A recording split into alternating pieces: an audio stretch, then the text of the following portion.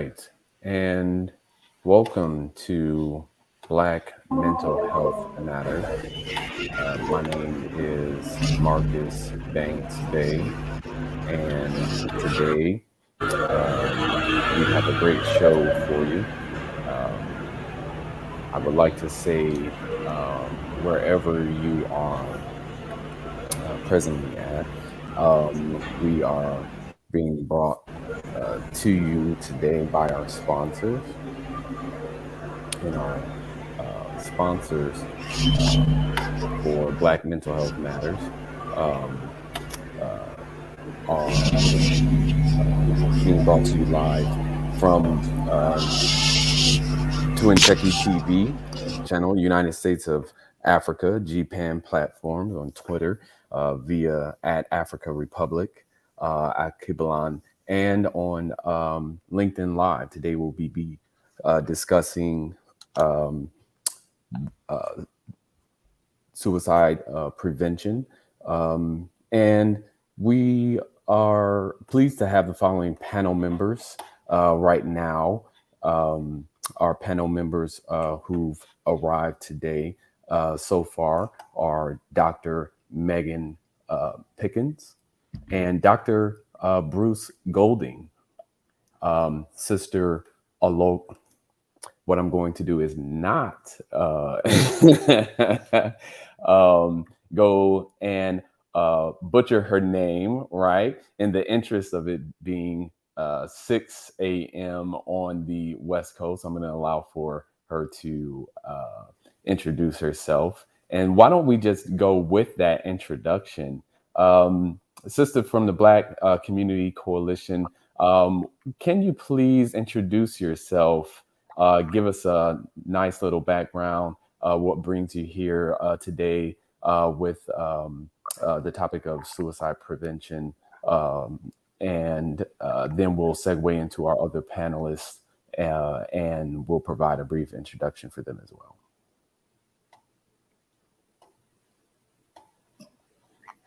So greetings, everyone. Greetings to the audience watching. Dr. Golding, happy to see you again. Yes, I'm Sister Olorontoyin, based in Germany, and I'm a psychosocial counselor, an artist, performer, as well as a activist. So my main approach has always been to empower and to work with the strength within our communities. So there are several programs which I'm involved with, some with people without undocumented migrants, undocumented workers, also with our young children and youth who are growing up through music, art, and performance, addressing their sense of belonging and also mental health issues. Thank you so very much. And if you could please, just because my pronunciation, I'd like to get it right. Hit me with your name one more time. Sister Oloruntoyin. That's a Olorutoyin. Yoruba name, and that means exactly the creator is worthy of honor. Olorutoyin. Pretty I want to good. say I got it. Okay, pretty good. That means that I got a B minus. Okay. If I were to grade myself. All right. So, and again, what I like to do is just make sure that we are introducing one another properly according to our names and lens. And so again, being that my name is Marcus Banks Bay, and I'm your host today. I also have Claire. My background is in clinical chaplaincy, clinical psychology, and the experience with grief, loss, and suicide, and that's what makes me a subject matter expert, um, and counseling individuals who have lost friends and family members to suicide. And so, though the topic itself is difficult to discuss and difficult for us to bring to our conscious awareness, it doesn't mean that we can't have a healthy discussion about it. So I just wanted to segue us into this conversation with those ideas in mind. So my co-host today is Claire. Claire, how are we doing with our network connection?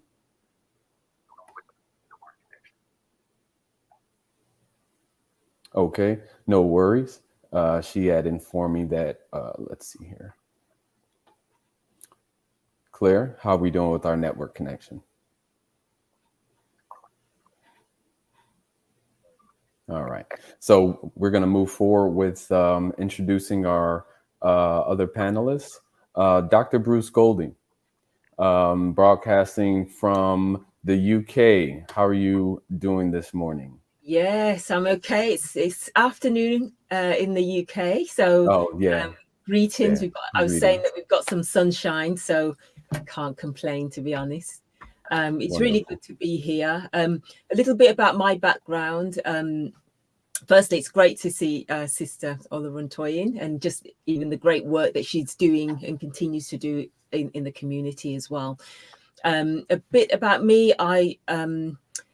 My background is in education, so I worked with children and families who were excluded from school. I'm also a mental health first aid trainer and a suicide first aid tutor. And I'm currently working or researching into suicide literacy and compassion in educators, because, you know, as a teacher, I look at my experience and think, did I get training for this?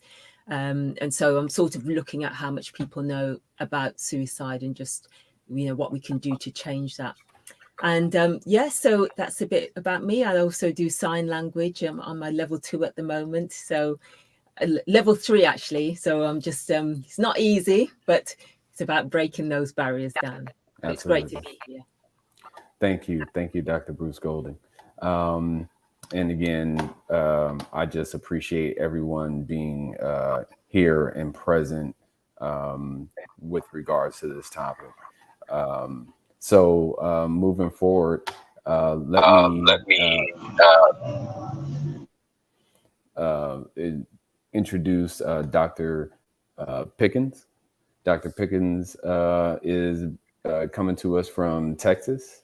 Dr. Pickens, can you help us um, understand where you're coming from, what your platform is, and what your expertise is with regards to our topic today? Hello, everybody. I'm Dr. Megan Pickens. I tried to put it on there so it will help with the pronunciation. Is Megan. Right on. I am actually in Arlington, Texas, which is outside of Dallas, Fort Worth.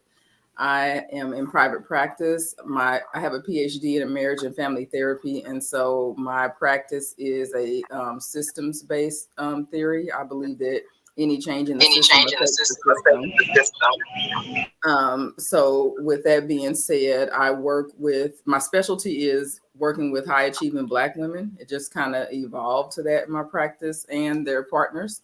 So I have some men in my practice, a lot of high achieving Black women. I do some family counseling. And outside of that, I speak on various topics about that. I train other counselors. I've been a supervisor for 11 years. I actually have a supervision training after this, which is why I'll have to hop off. And one of my passions has been like affecting change when it comes to the view of mental health in the Black diaspora. So when I received this opportunity, it just like kind of fit in with everything I prayed for. So I'm just looking forward to what, you know, God is going to do with that and where he's going to take me with that, because I just feel like it's already happening. And I'm doing a lot of that in my community.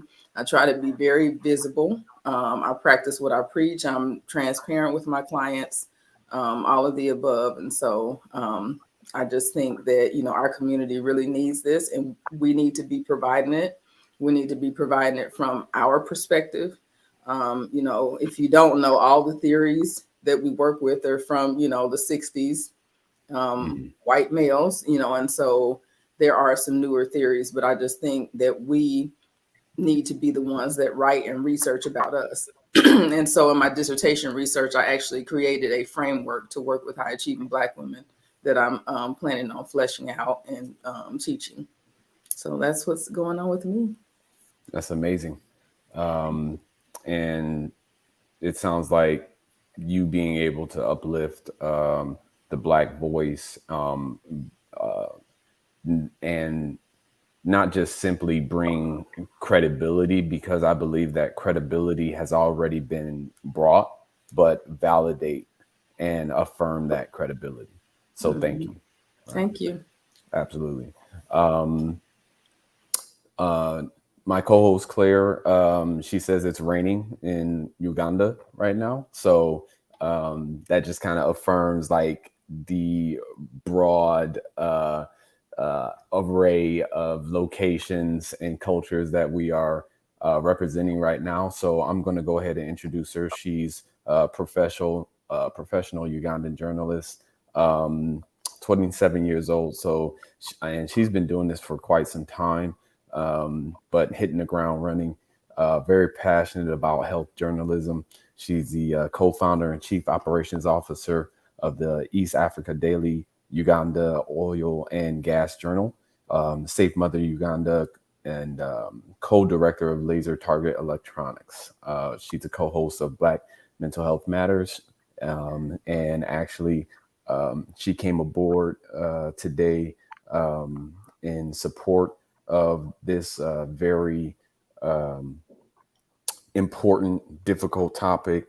Again, she, if you will, is a mentor with respect to Black mental health matters, because she's been here before I arrived. So really happy to have her, and can't wait for the technical matters to be resolved. All right. So moving forward, we've got Honorable Dr. David Nabari out of Ghana. Doctor, can you introduce yourself and let us know okay, what brings you here today? Thank you very much. Yeah, I'm Honorable Dr. David Nabari, speaking from Ghana. Yes, I'm a mental health professional and an advocate, and I've been practicing mental health for 6 years. I've also been a health professional for 11 years. So my passion for mental health cannot be something that I look down upon as a person, but all that I do is that I try to communicate issues on mental health to the community at large. Community mental health is my specialty, because that is where we find the people, their culture, whatever problems they are facing is in the community. So I'm a community mental health expert in Ghana. Equally, I am the national president of Community Mental Health Officers Association in Ghana here. And we've been doing a lot across the country. We are almost 1,000 membership, and our job has been this. So I'm also the personal assistant to the Black Mental Health Matters project, and it's not today. We've been doing some of this series for some time now, and having you here today, marking this important day with the team, creating hope through action. But for Ghana, we are saying that so far as attempted suicide is still a criminal offense, we are calling for our stakeholders to decriminalize attempted suicide. So when we get to the discussions, I think there are some issues I will lay to bear for the world stakeholders, and I think international organizations to pick up, and let's see how best we can salvage our people from this very situation. But suicide. Today is World Suicide Prevention Day, and we expect our population to be suicide ideation free. They should have free mind. Life do challenging, but we can do better when we put our problems under our feet and move forward. Thank you very much, and I thank my co-panelists and also you, the host, for bringing me on board. God bless you, and I hope and pray that we all have a fruitful deliberation as we go into the full-blown session of our discussions. Thank you very much.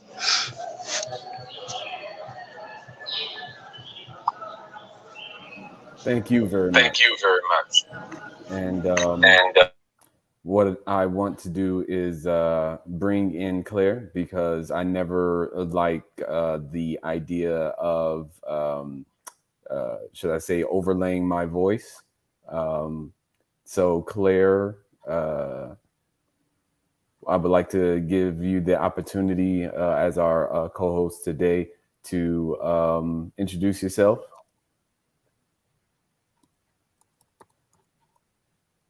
Are you with us? And is your stream working?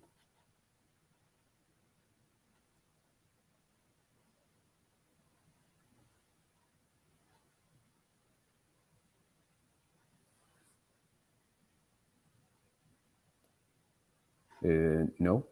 Okay, no worries. So what we're going to do is segue into the next section, where we kind of introduce the impact of suicide, the idea of self-harm, and world statistics. We're broadcasting, reporting from different areas, and this is a way for us to kind of see what the impact is. All right. So let's bring this up. Dr. David Nabori, you spoke of Ghana's statistics, or excuse me, the impact there in Ghana. Do you have any statistics of the suicide rates there in Ghana? If not, then what we've got in front of us, I can go with that. But yeah, I do. Yeah, I do have some statistics, and I think this is an opportunity to also say a very big thank you, and on behalf of the President of the Republic of Ghana, all the political parties we have in Ghana, the people, the chiefs and elders we have in Ghana, the CEO of Mental Health Authority, the Minister of Health, Ghana Health Service, Christian Health Association Ghana, all mental health officers, Ghana Registered Nurses Association, all health professionals, our medical officers we have, I say a very big thank you. Yes, these very statistics are there. In Ghana, each year, over 1,500 to 1,800 deaths are recorded as a result of suicide. So when you look at the statistics, each day we lose 5 persons to suicide or by suicide. So in a day, 5 people die by suicide in Ghana, and over hundreds attempt the act. But currently, there was a statistics that Ghana Health Service has come out with. From January to June this year, we've recorded 417 attempted suicide cases across the 16 regions we have in Ghana. So this actually caused that when you do the analysis, every region recorded almost 26 cases if we want to share them equally. So this calls for an attention. Yes, so for Ghana, this has been the statistics.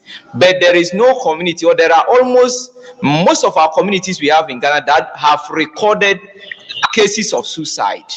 And most of the data are even not recorded. So we have to work at the issue of data collection because of our laws. Yes, I am coming there now because I know we'll get there, but I think I have to also speak on why these data are not actually updated, and maybe some of us are envisaging that we could be having even more figures, because now in Ghana, if you kind of die by suicide, it is an offense, and by the law, Ghana Criminal Offences Code, Section 57, the clause 1 and 2. Yes, if you die, it is termed a first-degree felony. But if you attempt and you don't die, it is a misdemeanor, and you are to be jailed for 3 years with hard labor. So the conversation around, since some of us entered the campaign 3 years ago, has been that if I have a problem and I think my life struggle should be I end it all and I couldn't, must I be put to jail? I should rather be given some support so that I come out from the problem. So this is where our conversation is. So per our laws, you are to be jailed for 3 years for attempting suicide with hard labor. Yes. And now, because of this particular hindrance, most people are not willing to come out and report that they are having these particular problems. I remember sometime we have to also use some kind of backdoor means through the police and other agencies to get to our brothers who are in difficulty. So I can say that for Ghana, also we are among the over 20 countries that suicide and attempted suicide is still criminalized. So when we get to where we want stakeholders to come in, some of us are saying that it is time we look at psychological mental health support for these people. Because if somebody is dying or is about contemplating suicide, the person is having some problems, and those problems ranges from across life issues. It could be social, emotional, whatever. Culturally, all these things have some kind of underlying perspectives that prone people to contemplating suicide. So why then don't we look at how best we can help our people come out of their situation, rather than looking at the, and this law was promulgated in the 1960s. So the very provisions I am reading now, it is over 60 years old. So under normal circumstances, the law should have been retired. And that law is still being implemented as of today. But some persons, like our colonial masters who came to rule Ghana before we had independence, they have amended their laws to better serve their population. Why can't we, as a nation, also amend our laws to serve our population better? Because we know where. Dr. Nabor. Okay. So the young people, because the economy and a whole lot of issues can help our people out. So thank you that you have given me the opportunity. I know when the time comes again, there are issues I want to still come out with so that stakeholders will get to know what we actually want this day and moving forward. Thank you very much. And what we want to do is give everyone the opportunity to speak. As important as what you're saying, they're going to introduce another one of our panelists.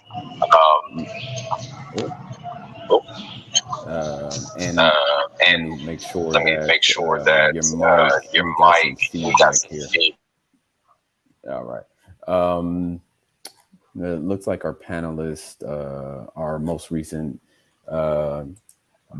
we had a technical out. So with the statistics, and again, thank you for sharing how much you have with the laws there in Ghana, and we have just so much to address, because again, this is a worldwide issue, especially within the African continent, because we know that a lot of those colonial systems were established upon a very restrictive and religious rule. We'll get into that later as well. And what we're going to do is then also go to some other statistics, because what we have also, Dr. Bruce Golding, can you speak to the statistics there in the UK? Yes, I mean, currently what we know is that the rates of suicide are increasing annually. And say 2019, over 5,316 people died by suicide, and this is increasing. There's some the focus on the national strategy, the national suicide strategy in the UK is looking at males between the ages of 30 plus. It seems like there is a high rate of suicide with males, but also when we look at young people between the females between the ages of 10 to 21, there is an increase in self-harm, and that rate is going up as well, linked to suicide as well. So there are some main focus groups that the UK is sort of, I suppose, from a government perspective, it's male, white male. I mean, the thing is as well, they don't really document the ethnicity in the UK, and I think that's a difficulty, because you don't know what's going on. You can't look at any background information, or it's almost like, and I think there have been groups who have been saying that needs to change, just so that we can start looking at groups, ethnic groups, and what is actually going on. So yeah, it's challenging, especially working within, when we're looking at young people and just their experiences that they're going through. But self-harm is increasing, and I think we look at COVID and just this situation of young people being at home, and that's impacted on their mental health. So yeah, it's on the increase. Yeah, and we can see that. Looks like and thank you for adding that, Dr. We have Dr. Okay, I'm not going to do that again.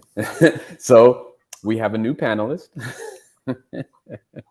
and I'm going to allow him to introduce himself. He is out of Ghana, right? Looks like he is in transit. So do us this favor and introduce yourself, where you are broadcasting from, and what brings you to our panel today. And I will add also some details from your bio.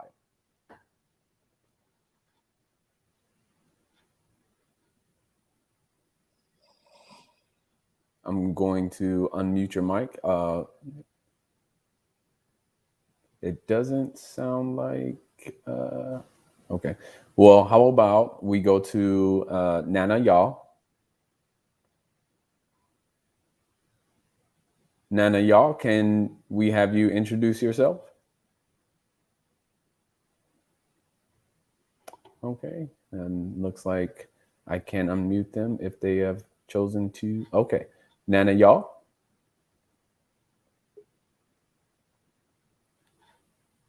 And Nana Y'all is choosing to mute themselves as well. Okay, and that's fine also. Dr. Pickens, as you are in Texas and the population that you serve, and I'm going to piggyback on after you go, and from my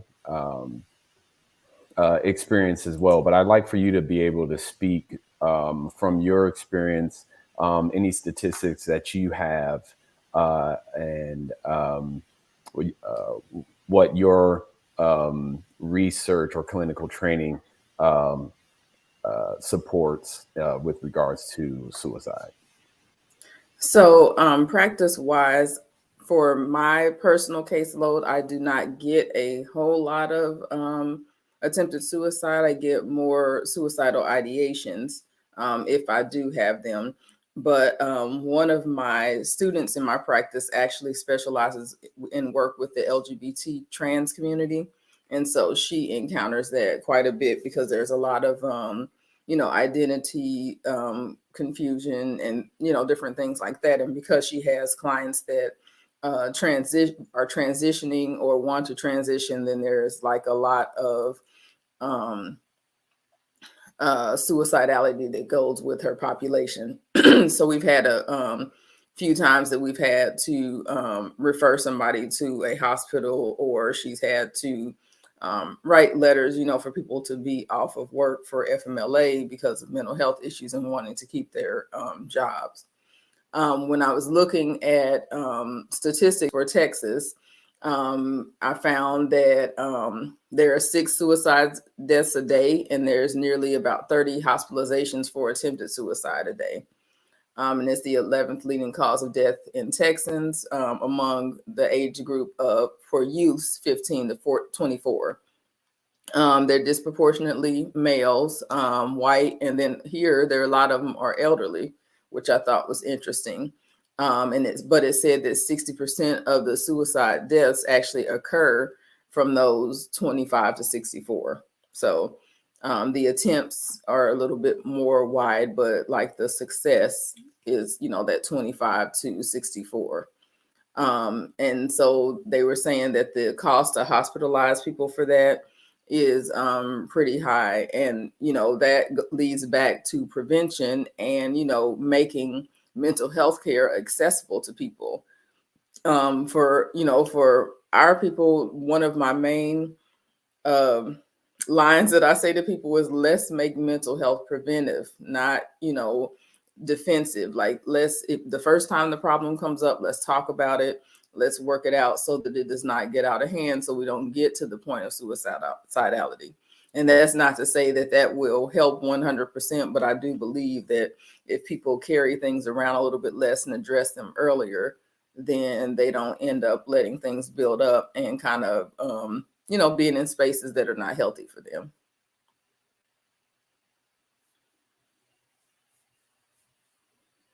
Absolutely. And when we bring up these statistics,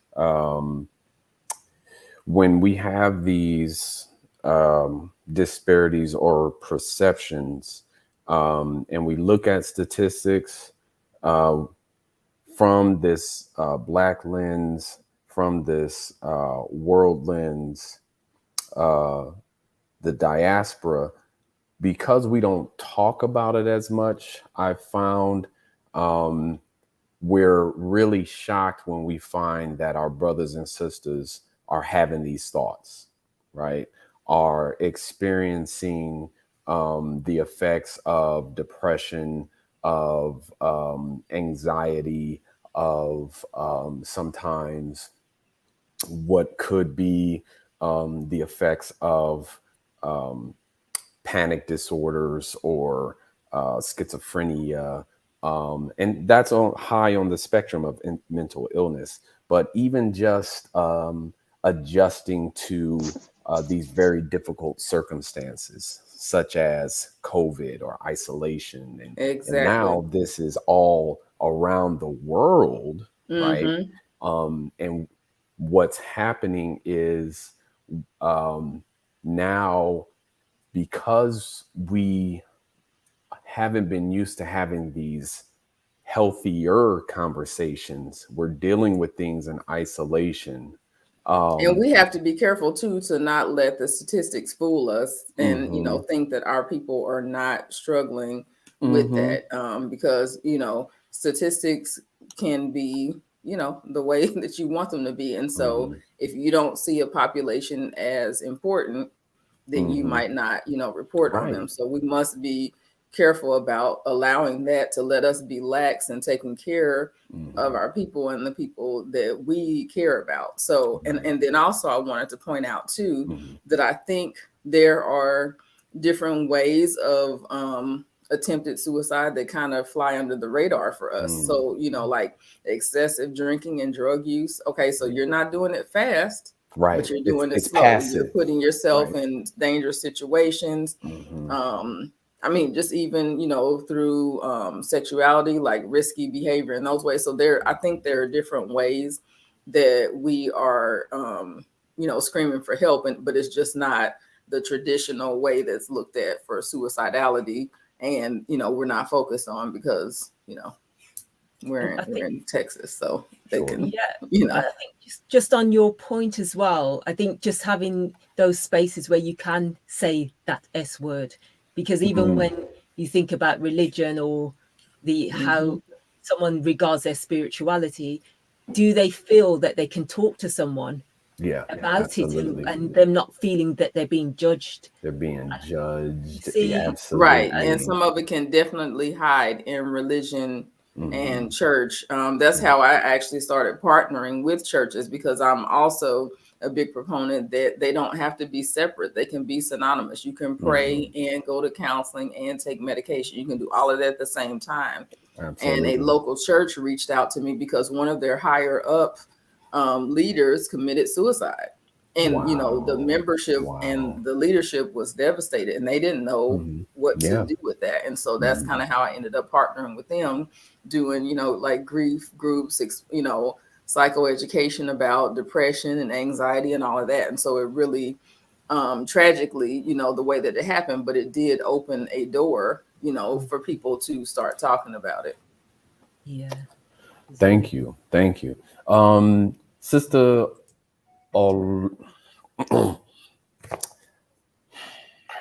you can see that it's not rolling off the tongue the way that I wanted to. But I think we know who I'm talking to, my Yoruba sister.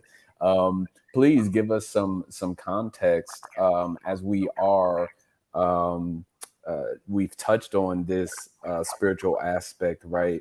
But if you have any context to that, but I just want to include you in the conversation, right? Because we have yet to hear from you. So please, we'd like to hear your voice. Yes, so I would say, for example, it's totally impossible to separate, as is done in the Eurocentric treatments, believing that one can treat the mind alone. So the context is one of also the mind, the body, and important for healing is to really understand that we are spiritual beings. We are spiritual beings having an experience in the different locations that we are. So here, for example, in Germany, we have over 9,000 suicides, but there are no statistics regarding ethnic groups, regarding regarding Black people, because they say that collecting the data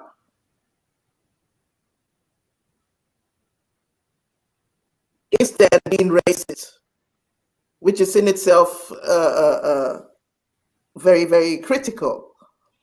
So we have here, generally, I would say the state of Black people not knowing who we are and not knowing where we belong is already in itself a big trauma, which is being processed.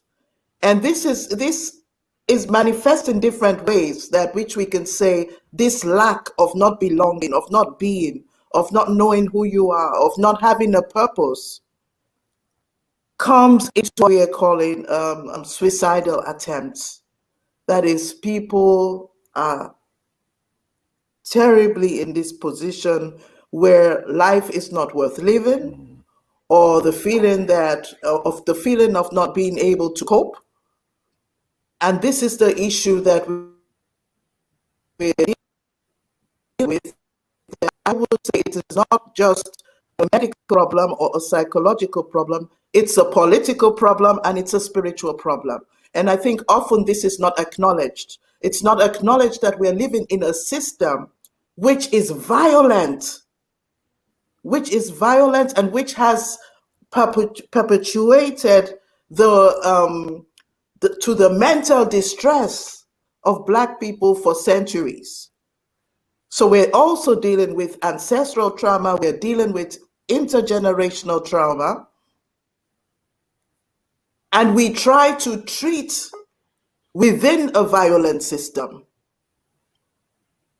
And this, I think, is part of the problem. So we are very honored and we're so thankful to have mental advocates, mental health professionals as we are here together today. But we are still restricted because we are trying to function and trying to heal in a violent system. Yes.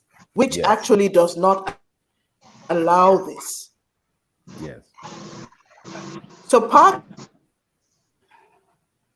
of the progress that we will make is what we are doing now, that we try to organize together and we try to create alternatives and see how we can work outside of the system.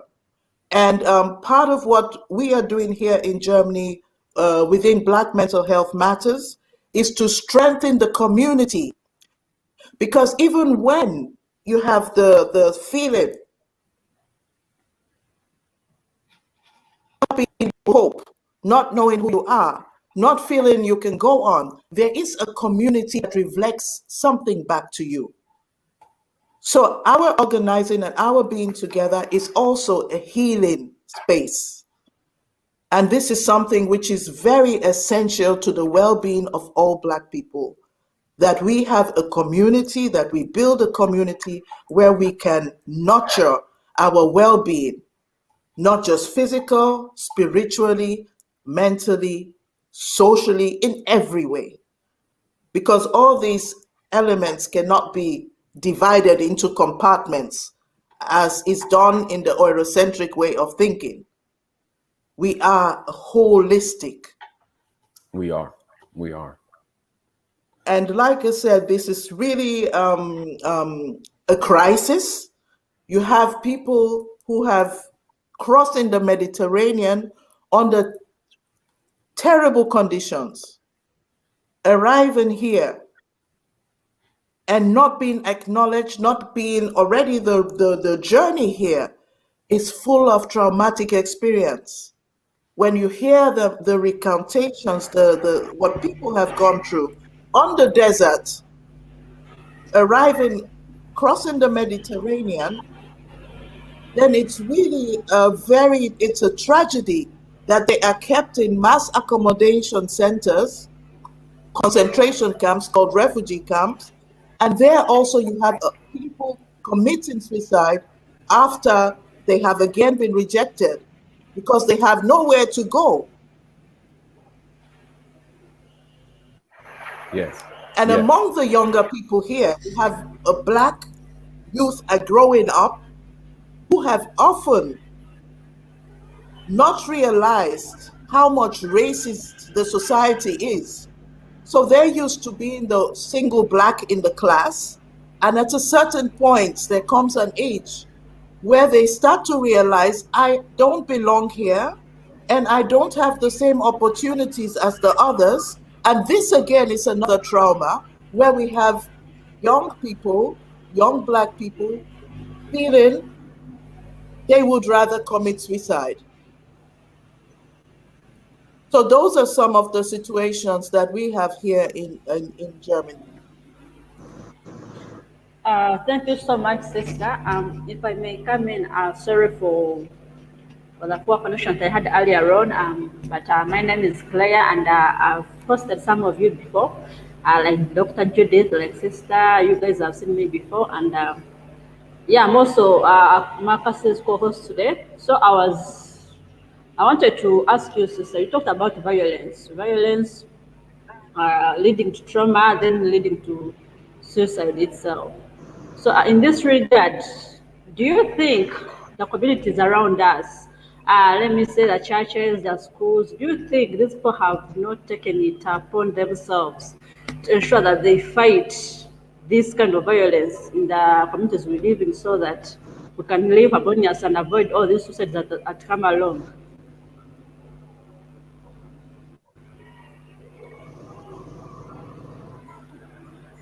Sister, did you hear me? Actually, okay.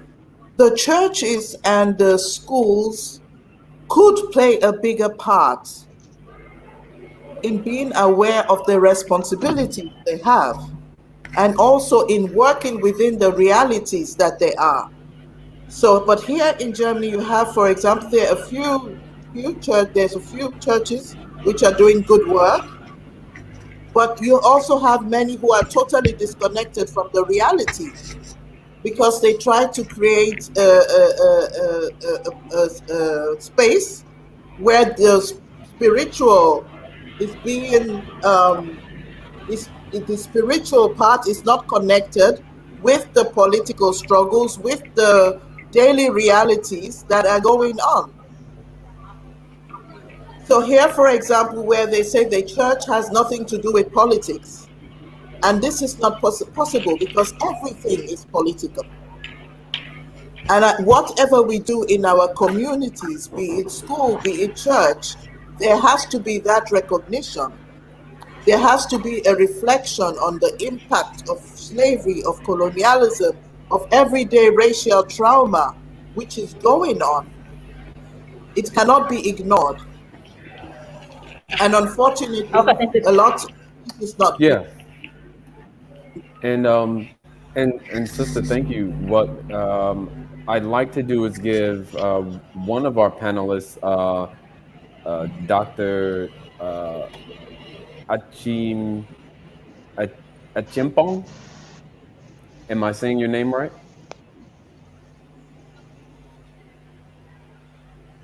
He probably has a poor network connection. We should maybe wait for him later on. Okay, and I apologize, Sister Orotuyan. I know, I'm working on it.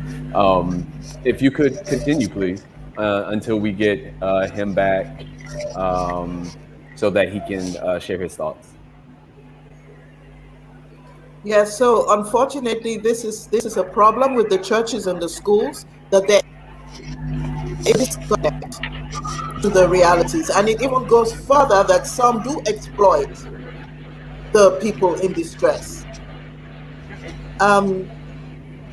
We also have the problem of our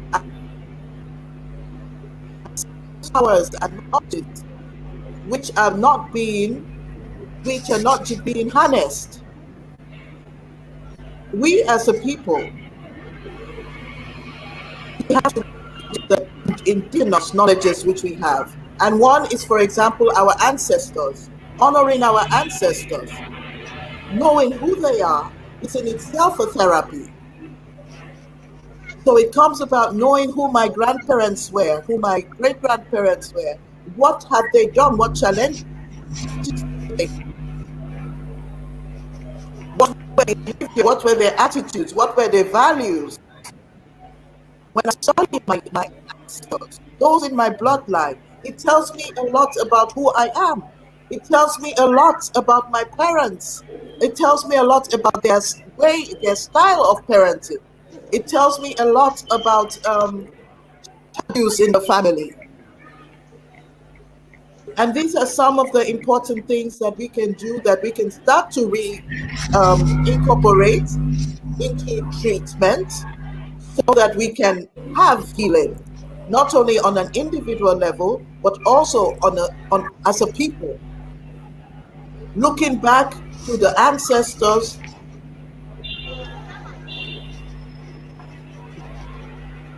our strength of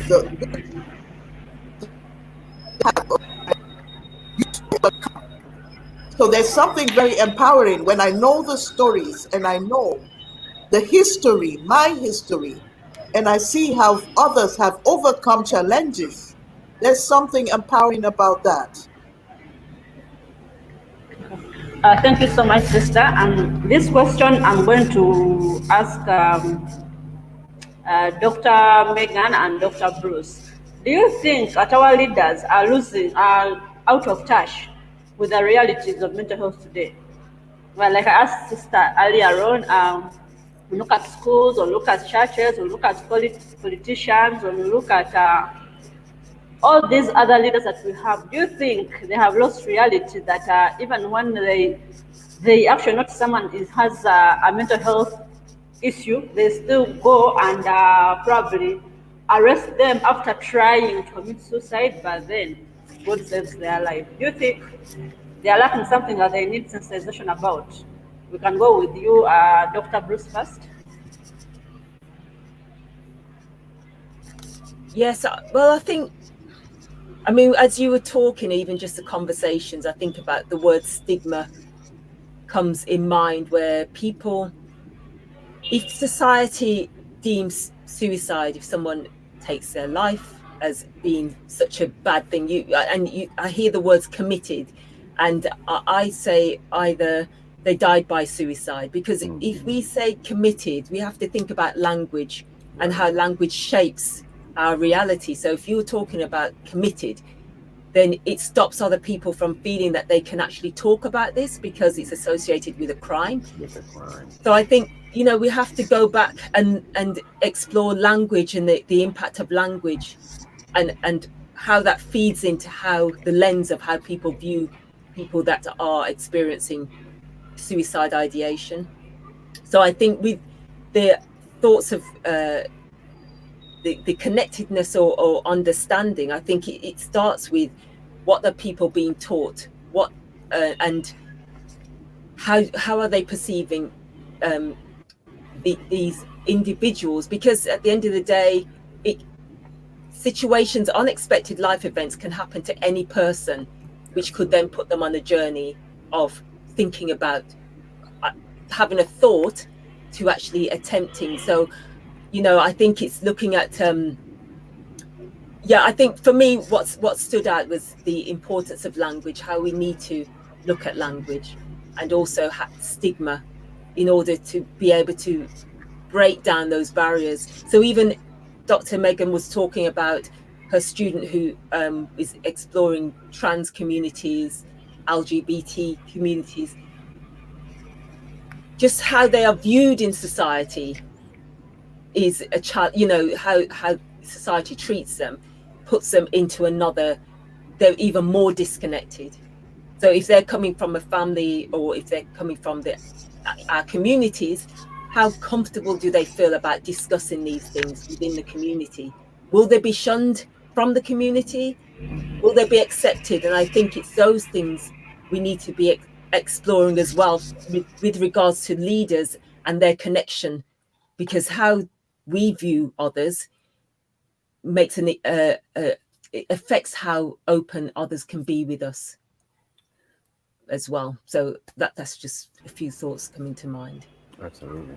And to add to what Dr. Bruce Golding said, the importance of language, when you say committed versus died by, it also removes that possibility of empathy from others. People say that, they're not looking at the whole picture. And I think a lot of the problem with mental health challenges is that people are not looking at the whole person. Just as Sister Olarutoyin, I think I said it right, or somewhere near that, stated that we are whole beings, and that that needs to be addressed. And so, and I actually, there was a comment on the screen, and it just kind of I don't know, rubbed me the wrong way. It says in Chicago, too many people didn't stop getting high during pregnancy, and the kids were born with brain damage. But let's look at the systemic racism that has happened in Chicago throughout the years. How we ended up in Chicago, because it was a safer place than the South, but there was still discrimination, there was still Jim Crow. You think about all the projects that they built in Chicago to keep us all in the same place. And the violence that's in Chicago is a result of closing those projects and just throwing everybody into the community. Absolutely. There was no plan. And so after years, from the 60s until the 90s, of being in these little separate worlds where they ran the world, and there were gangs and especially shutting down the mental institutions. Right? Exactly. And so then they just throw them out altogether with no plan. So I don't know. I don't like when people kind of generalize a population and they don't look at the things they've gone through and the struggles that they've endured. So, and I get that, slavery happened 400 years ago, but we all know it's still affecting us. So absolutely. I just don't that generational trauma that Sister Olarutoyin spoke of. Exactly. Yes. It is ongoing. So, and house music. Well, you know what, I'm getting off, so I'm not even going to be controversial. But let me just explain that I'm glad you're in Chicago, and I'm glad that racism did not have an effect on you, but it did have an effect on my family and friends and other people that I know. that Mm. are productive members of society, and they're Hmm. people. And Yeah. we need to learn how to have a little bit more empathy for our own people It. versus always persecuting each other and going against each other. So that's all I have to Yeah. say about that. Thank you, Dr. Pickens. Dr. Achempong, if I'm saying your name right. Are you Yes. how's your connection, and can you introduce yourself? Let us know a bit about you and what brings you to the conversation today. Yeah, thank you very much. Thank you very much, Marcus. Yes, sir. My name is Achampong. Achampong. Achampong Kofi. Yes. Um, I'm a correctional forensic physician with the Ghana Prison Service, and I'm the lead clinician in the restructuring agenda of the Ghana Prison Service. And I'm also a forensic. Okay. We might have a little bit of disruption. All right. And no worries there. We will go ahead and continue with the conversation, because again, where Dr. Pickens had left off at was this piece of sometimes we are blinded.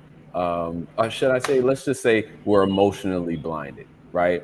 We adopt this piece of individualism, this Western ideology. The collectivism is really stripped away from us, right? And we believe that we are led to believe that we don't, we no longer are a part of a larger community, right?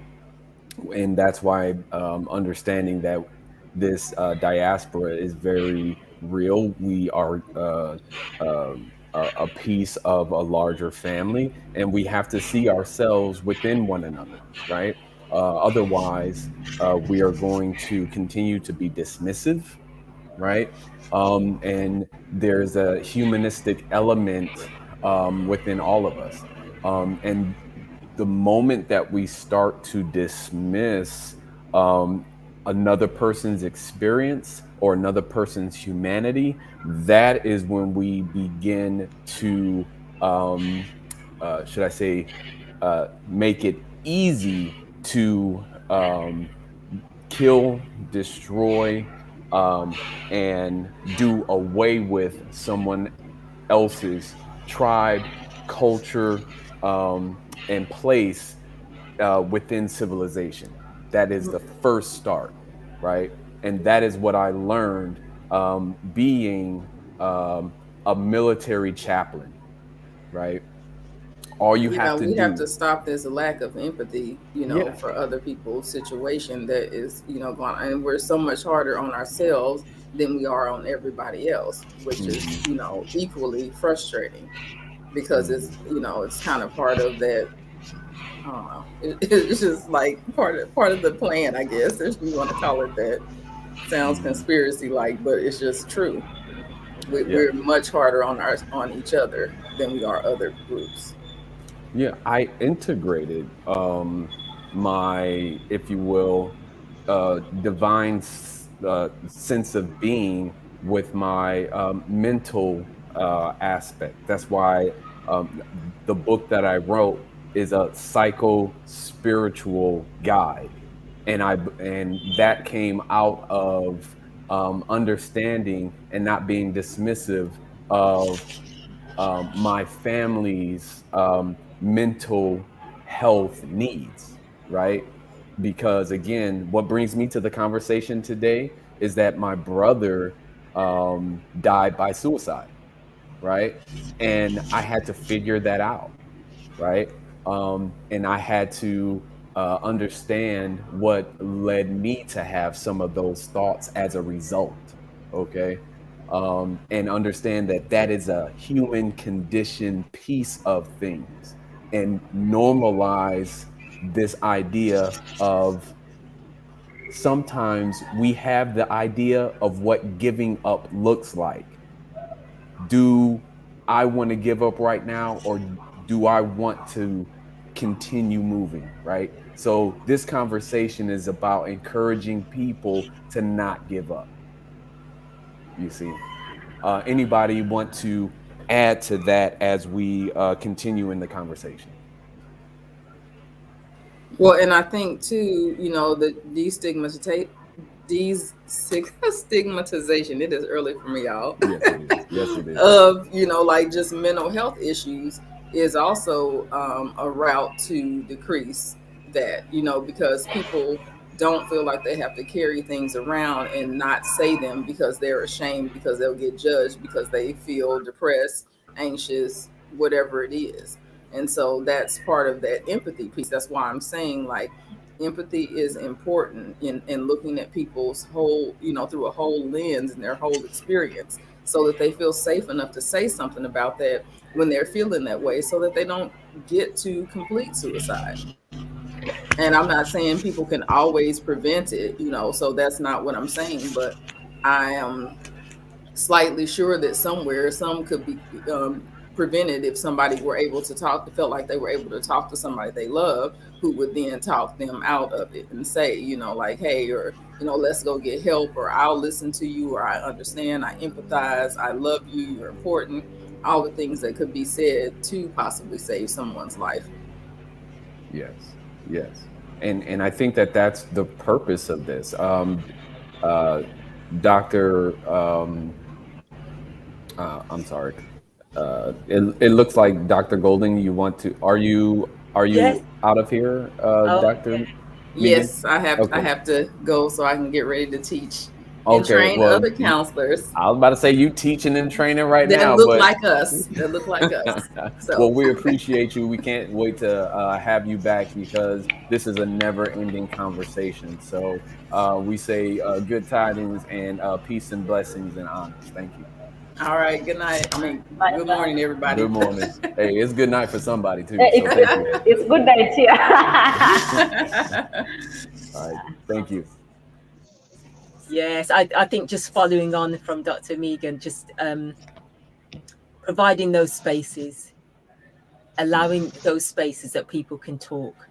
I think those things came out to me, and also just this self-compassion, giving, treating, being compassionate to ourselves, being kind to ourselves, should be able to allow us to afford the same compassion to someone else. Absolutely. And also just being able to listen. So if someone's been thoughts for so long, you being that ear can be life-changing for them, if they know that they can go to someone who's not going to judge them, who will just listen and just say, it's a blank slate, I will listen to you and support you.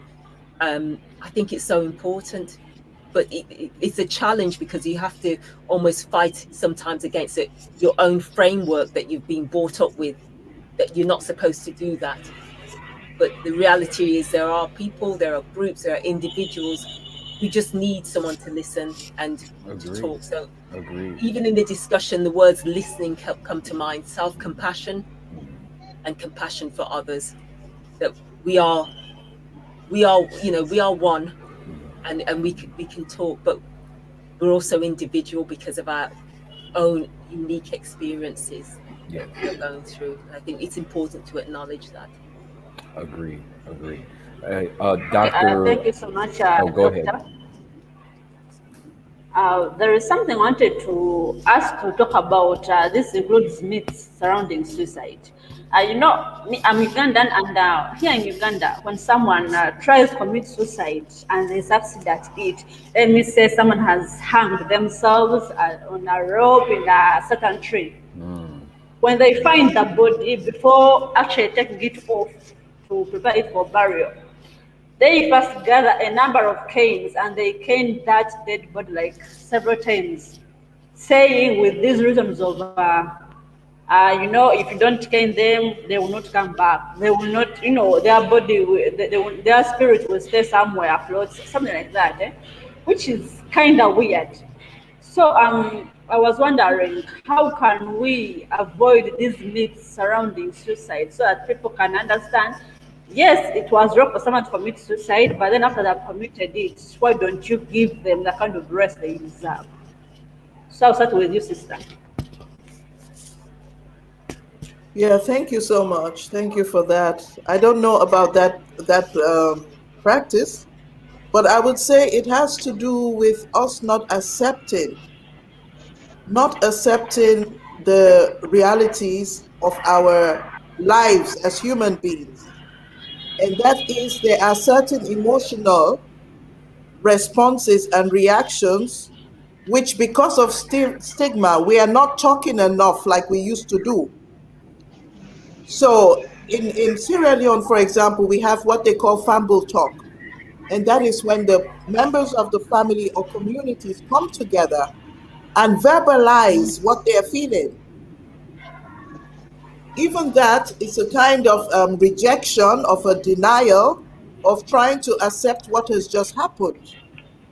So in such a situation, it's much more healing if the community would gather together and people would express and verbalize how this has affected them. And this is also part of the stigmatization, and it's coming from the colonial, from the slavery, feeling that through violence of whipping, there can be some control over the situation. And in such a case, the person is gone, and there is still a fear that this death might impact the society in a negative way. And it does impact us all. A suicide within us impacts us all. This is why in It does. families where there It are does. suicide, it is often that others might attempt it. Yep. But there are healing ways, or there are other ways of dealing with the situation when this happens within us. And like you said, the honor should be given to the loved ones who have gone, who have been taken, because nobody commits suicide for no reason. Yes. So when somebody has committed suicide, we look at it as they have been taken. Yes. For prevention, let us create those communities, those spaces. Let us transform our clinics into places of healing and not just places of treatment. So some people who have difficulties verbalizing might come and might move their bodies. Yes, so there are all these elements: singing, chanting, dancing, moving, drumming. They were not just for entertainment, but they had also healing aspects. And then we can introduce these again. I Yes. think as you were talking, it's like the words, create the conditions to talk, because it's so hard to talk when you're talking about such deep issues. It's so hard to share that. And so, the words create the conditions so that people feel that they can talk. And this is about I'm not saying we normalize it, but we need to be able to have that conversation as a way of talking, that so that people feel that they can, if it's, create the conditions. And I agree. Go ahead. yeah, I mean, Sister Claire, what you just described, I mean, just imagine what happens to the relatives watching that. You've gone to the trauma of losing a loved one, and you have to witness that. So there we see again how this perpetuates. I really like what the points that Sister has mentioned, Dr. Golding and Dr. Pickens: empathy, compassion, language. These are things which we can apply immediately. Mm-hmm. Mm-hmm. That And our I was actions are taken from a place, from the heart, than from shame or Mm-hmm. guilt. Mm-hmm. And one thing, as you all bring that up, is the family is left with a lot of those feelings Right. Exactly. unresolved, and no one is able to, um, is not able to um, ask those questions, Right. right? And get those answers. So heartbreaking. being able to come together, being able to support one another, um, and have that conversation with individuals who've had that experience. But when you have that guilt and that shame, Hmm. um, and you have, say, for instance, laws that are in place that reinforce the guilt and shame, Hmm. right? Exactly. Then it isolates. It's dysfunctional.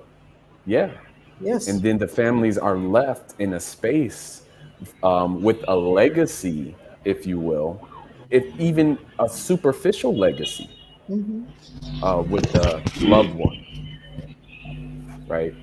Right. That can change. Um, so, Claire, it looks like you had some other questions that you wanted to present. Marcus, Yes, sir, hello, Doctor. hello. I Yes, can, huh? Marcus. Yes, Yes, yes, yes, yes, yes, please. I would like to say something, and Thank you, sorry for thank you. my I wanted connection. to. Yeah, yeah. Yeah, Thank you. sorry for my connection. I'm actually at work, and I've made time to come out of the largest prison in Ghana, and I'm coming Hmm. to share my thoughts on this subject. I must say that there has been series of researches on criminalization of suicide, and especially in Ghana, where people who attempted committing suicide has been prosecuted and some leading to conviction. I dig down to look at the possibility of finding prisoners who are convicted as a result of attempted suicide. And apparently, for some years now, more than getting to 10 years, it seems we are not actually having people being prosecuted and convicted because of attempted suicide. The last time we had some more than 10 years ago was serving a sentence of about 6 months as a result of attempted suicide. So I think the societal, idea of suicide is now changing towards being a medical and mental condition, seeing it as a public health issue rather than, criminalizing it. And I think Yeah. with time, with some of these forums like this, we'll be able to bring to bear the need to decriminalize suicide in our African continent and beyond.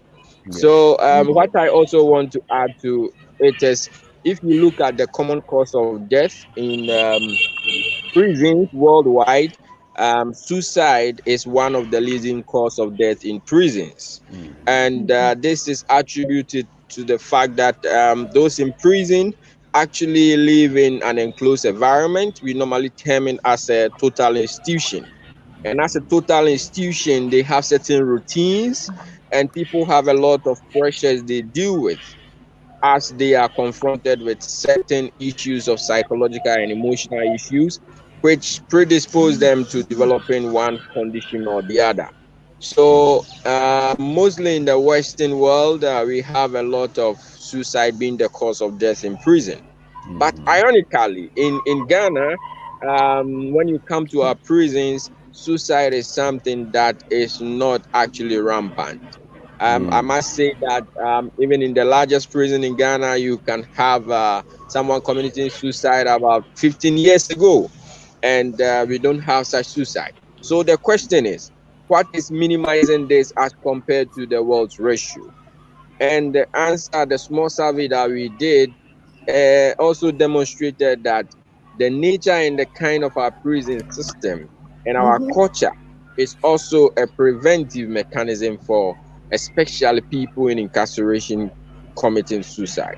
So, and there is also more of prison-led leadership administration, where prisoners are not actually dehumanized; they actually feel part of society.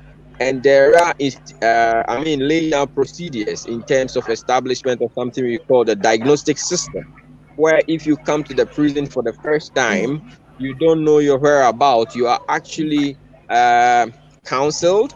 We have psychologists who will counsel you, who will try to help you to adapt to your new situation before you get reintegrated into the system. So at least certain notions, certain misconceptions about prison will actually be diffused even before you get settled in the prison. So it's these and other things has actually contributed to suicide not being one of the cause, the major cause of death in prisons in Ghana and in the sub-Saharan Africa. So I think if we have a more inclusive, humane prison system, is going to check some of these things to ameliorate any situation that will confront us. I also want to talk about the other side of the society. I am representing two societies, the society of the prison and the outside. As a mental health expert as well, I would like to also say that it is something that I come into contact with every day. And when I see people, I realize that most of the basic cause, as we know, of suicide is depression and some psychiatric Yep. conditions. Yep. People are not able to open up. Hmm. Our societal norms, if you come to the African traditional culture, was more of an extended family related system. But now it's becoming more of the nuclear family system where people depend on their wives, their children, or their husbands only, Hmm. neglecting the extended family system. So now when people have issues with their partners, they tend to deal with it themselves and they don't have the right channels to actually send their grievances for it to be really addressed. So this was one issue that made us to also form something we called mental health suicide hotlines. Good. Good. Yes. Yes. Are you frozen, brother, or are you pausing? He brings up a good point because that's something that here in the US, we have a national hotline, and in many counties and states, there are hotlines as well, where if someone is feeling um, suicidal, having thoughts of self harm, then they can uh, pick up that phone, call a 1-800 number, and talk to someone who can help them process those feelings. The other side to that is a lot of times people are reluctant to share those feelings for whatever reasons. You know, we can't speak for everybody. Excuse me. I actually worked a crisis hotline for a county, and I went into the community to provide psychiatric evaluations in the hospitals, in the jails, in homes. You know, so not only did I work the hotline, but I also went out and made assessments for individuals. It's not an entirely easy job because you're dealing with people who are actively, should I say, in a state of crisis. So it's a lot um, of stepping outside of how you're feeling and how you may imagine that individual to be feeling, and need to place them into a psychiatric facility. and do all that assessment and stuff. So to Dr. Golding's point, a large amount of empathetic work. So that's the space that we're in when we're talking about suicide, suicidal thoughts, and we have to understand ourselves in order to understand other people in this space, and that's what's so important about this. So I I wanted to think make that point. I think it's good as well that we have different platforms that people can use. So if it's online, so even if you go Yeah. right the way back to early intervention, I sometimes I do. I'm on a text counselling service, and some people, even when you encourage them to have face-to-face counselling, they say no, I prefer to text. So there are people out there who want to receive some form of support, but they fear that they may not want people in the community to know. They don't want to shame the family. So there's different for different community groups. There's different reasons. So I think just the idea of online, how we can encourage prevention or just early intervention, those online spaces, Mm-hmm. and also physical, like what Sister is doing as well, make a difference. Well, even when it comes down to the spiritual aspect of things, we can not use it as a means to shame, guilt, blame, and whatnot. There are many, uh, whether it be scriptural references, many doctrinal wisdom instructions, because as a teacher of many disciplines, and I'll just put it that way, or supporter of spiritual traditions, I believe it's important to help others find resilience and perseverance through their spiritual tradition, right? As opposed to shaming and saying you're selfish or you shouldn't be, or whatever the case may be. So providing those examples, or just taking that individual, if you're not, right, and guiding them to someone for that support, right? Because some people just don't have the wherewithal. So again, that's why just going to Sister Oloru Olorutoyin. Volunteering.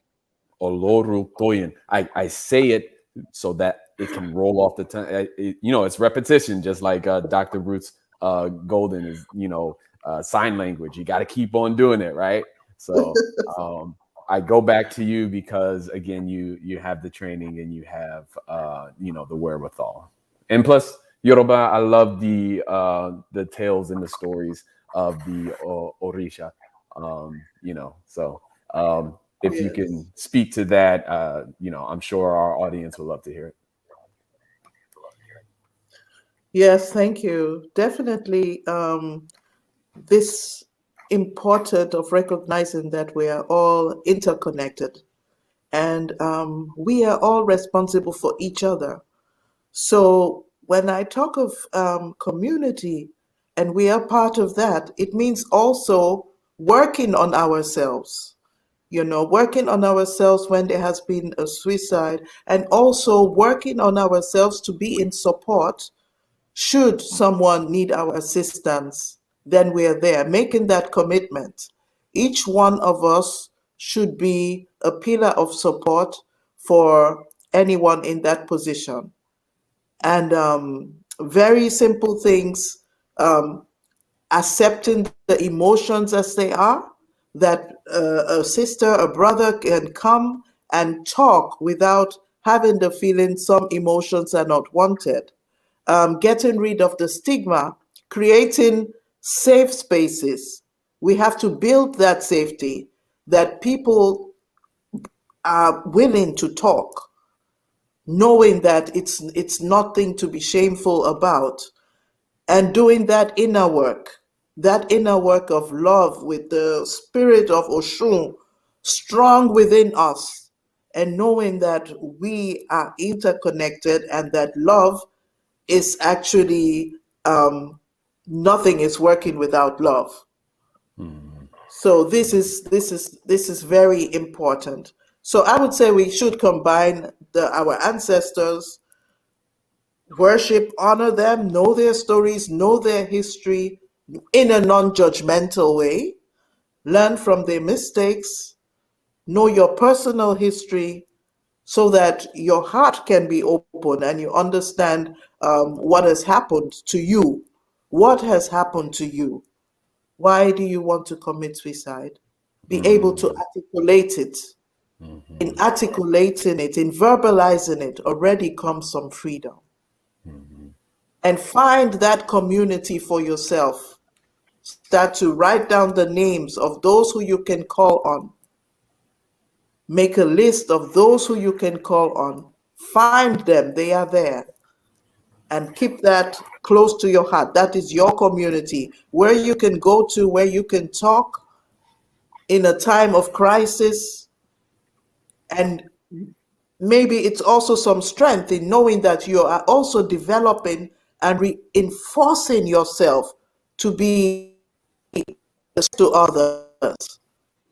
Because we say it is all in waves, the bad times and the good times. It never will stay the same. And your good times will come too, where you can be a pillar of support to others. Absolutely. Thank you. And Dr. Golden. Yes. There is something I wanted to ask before Dr. Golden comes in. Someone commented here something that is so intriguing. Today at Black Mental Health Matters, we are trying to create hope through decriminalizing suicide. And someone here commented, decriminalize if you will hurt yourself, then you will hurt somebody else. Lock them up and if it's you, especially KYS, I don't know what that is, but this person was actually trying to say, if you try to commit suicide, it would be right for you to get locked up in jail because idea you're trying to hurt someone else. So what do you people think about this person? Do you think they are right to say this? Do you think something is lacking? What do you say about this comment? Dr. Goldie, maybe you could go first since you're going to speak. Yeah.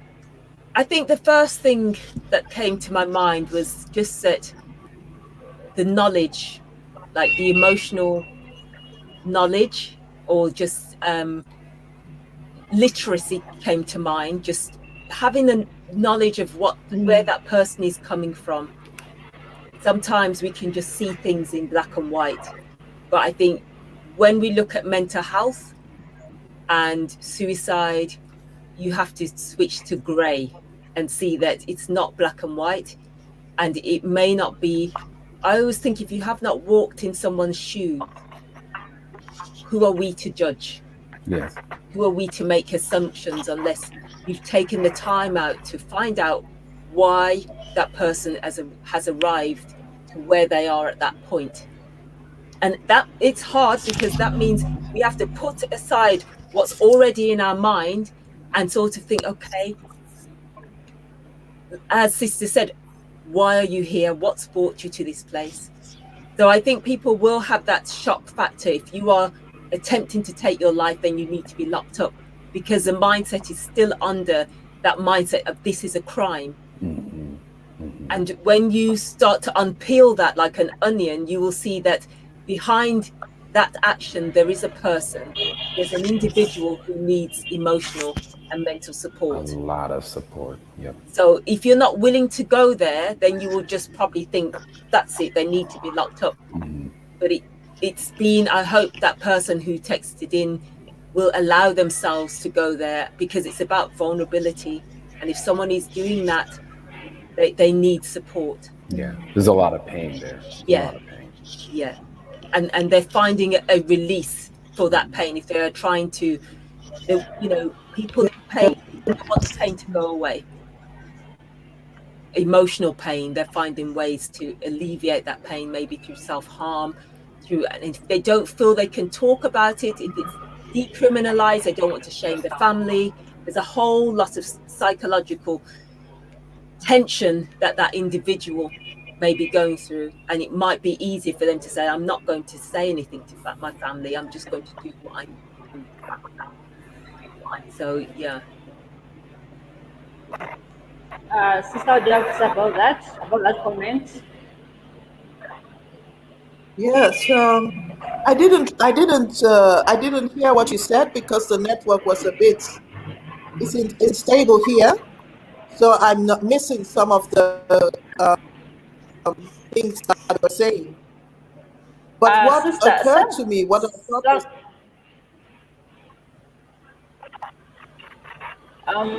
someone commented here on our platform saying decriminalize. If you will hurt yourself, then you will hurt somebody else. Lock them up, and if it is you, especially KYS, I think they were referring to someone. But idea, the point was, if someone tries to commit suicide, they should be taken to prison and locked up because they are trying not only hurt themselves but also hurt the people they are going to leave behind. Do you think this person was right to say this, or in something like in their statements?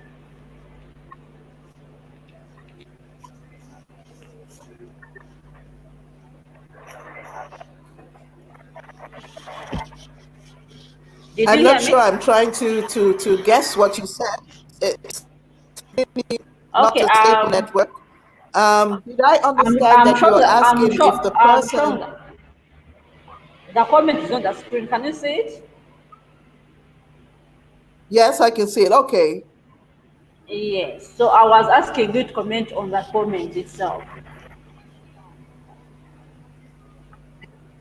Yeah, I would think if you hurt yourself, then you will hurt somebody else. Lock him up. I don't know what that probably is talking about. In Germany, for example, um, attempted suicide. If there's a suspicion or a potential of self harm, then people are sectioned. So I would say to that I believe in free will. I would say also that eventually, and we see this happening all the time, eventually, if the mind is made up, if the mind and spirit is made up to commit suicide, then there's very little that we can do to prevent it. But it takes a long time before that situation arises, that a person has really determined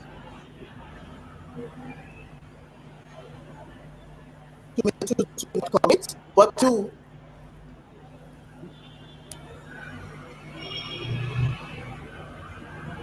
it's very on that part. It takes also a bit of why we have to really move into that place of understanding, connection, empathy, love.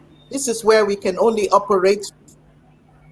We have no responsibility or control over what a human being has totally decided to do. But what we can do is we can be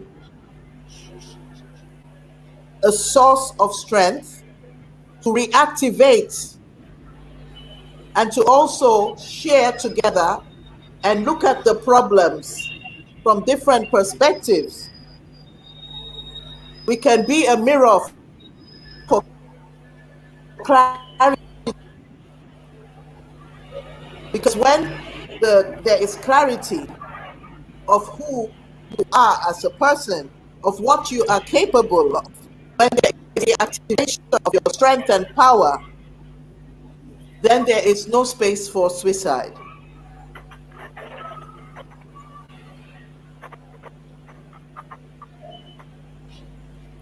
Wonderful thought. And so, as we are at the tail end of our show, what we like to do is be able to um, get your final thoughts in general, just about what we've spoken of today, in this space of healing in the space of what you would like to leave the audience with from your professional experience, maybe even your personal space. What would you like to leave the audience with today?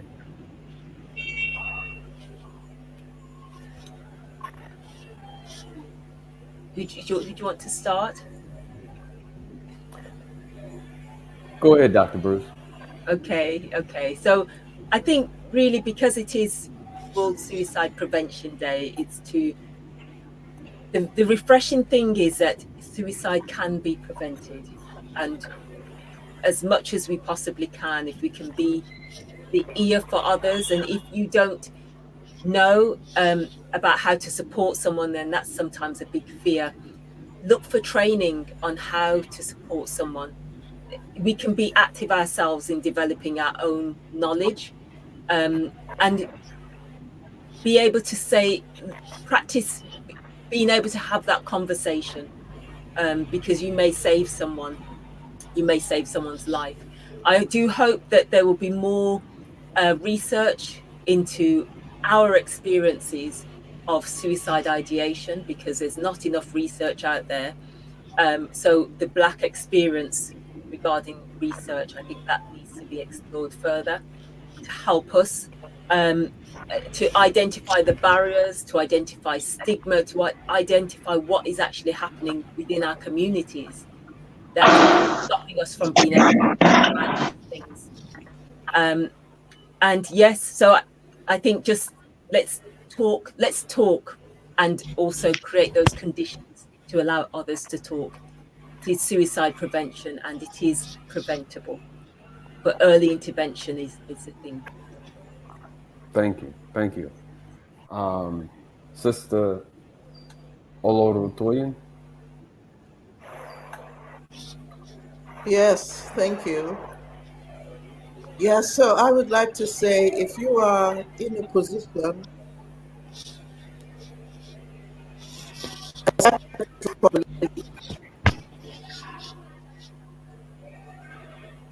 making making an impact, a positive in the world we are living in. So whether if you are in a position where you have the grief, the trauma, and you're thinking of suicide, realize that it will impact not only those around you, but it also impacts the world. And the other way around, if you are in a position and somebody has mentioned that to you, also realize that you have an impact. And it's important that we start to, when we hear, when we when we are open, it means that we are allowed, those who feel that way are allowed to say, I feel like, you know, I feel like not living anymore. I feel I can cope, you know. Listen to these thoughts and emotions and realize to some content, they are normal. We should stop being afraid of hearing such things. Because often when we are told, and we react in such a shocking way that we cannot even listen. In order to listen, which is the first step, we have to accept and thank whoever shares their emotions with us Yes. and remove the stigma. Be invited. Definitely remove the stigma and realize those who have committed suicide or who think of suicide are totally normal people, very normal people. It is normal in the case of unresolved grief issues. It is normal in the case of depression. It is normal that in this life that we are living, that people do consider suicide. Mm-hmm. So, and relationships are very important. Yeah, very important. The present relationships we have, the past relationships we have, they're all very important. And let us create this space of compassion, of love, of empathy for each other. And let us find our purpose. There is a purpose, there is a special gift which we all come with, which we come to transform the world into something better. And let us have the power to discover those gifts. Yes, good thoughts, good thoughts. So thank you, Claire. Can you give us your final thoughts and close us out for this session? Okay. Thank you so much, Marcus, for hosting this show, and I'm very happy to have co-hosted with you. Though I came a little bit late, but I guess we did it. And Absolutely. people who watched us from all over the world, we thank you so much. Lots of people have commented here. Comments are so many, but we thank you. The negative ones, the positive ones, they're all welcome. It's a learning process for all of us. So we don't take it for granted. People spare your time to watch our show and give your thoughts about a certain issue that we discuss about every weekend. And for today's particular show, which was World Suicide Prevention Day, I thank our guests today, or we can call them panelists. Dr. Bruce, thank you. Sister, thank you. Dr. Megan was here, thank you. Dr. David, thank you too. Whoever has contributed, thank you. Thank you, Marcus. You did a great job today. And Thank you.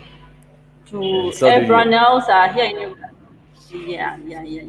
To everyone else, we are so excited that we were able to discuss this so deeply. As our theme said, we are creating hope through action by decriminalizing attempted suicide globally, which was something good, because ideally, when you look at the stats, we lose about 800,000 people every day to suicide, which is something which is so bad. Just imagine, every 40 seconds, someone is dying, someone is committing suicide around the world, wherever they It are. hurts the heart. So, which means we need to continue, spreading the word. We need to continue sensitizing so that we can reduce on the numbers, and we can live longer lives, because lately our lifespan is so short. So, taking it so fast is also not a good thing. So, because taking it does not solve a problem, it actually leaves problems behind. You leave people, mourning and, in grief.